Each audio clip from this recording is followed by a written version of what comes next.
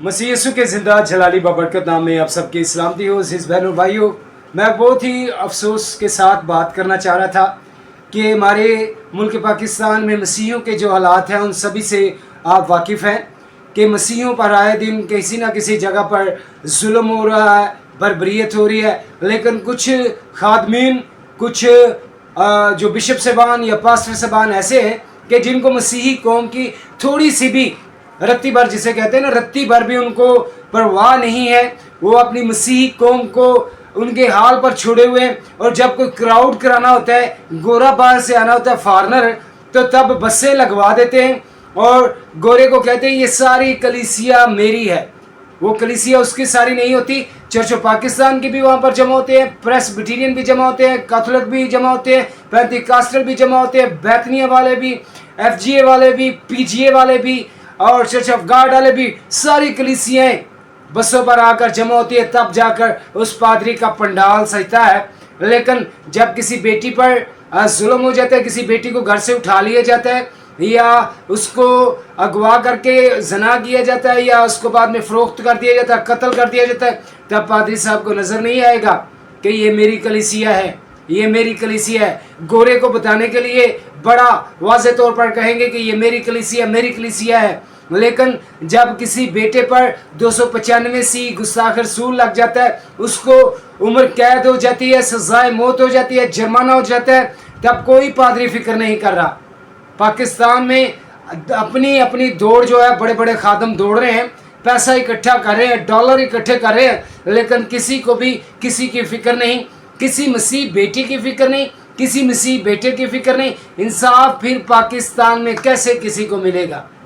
क्योंकि पंजाबी जिन्हों कहने ना पाकिस्तानियों कि कायदे आज़म कहता जिथे फसो मैनू दसो।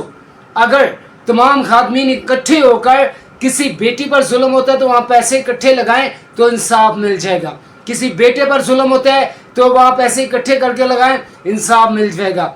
बजाय के पैसे लगाने के वहाँ से फोटो सेशन, वीडियो सेशन करके पैसे खुद ही खा जाते हैं और वो बेचारे वैसे के वैसे रह जाते हैं। जैसे जड़ावाला में अभी तक भी मसीहियों को इंसाफ नहीं मिला। वहाँ पे लोग जो हैं वो घरों को जलाने वाले, चर्चिस को जलाने वाले, बाइबल मुकद्दस को जलाने वाले, वो सब के सब रहा हो गए और मसीह हाथ पर हाथ धरे बैठे हुए हैं।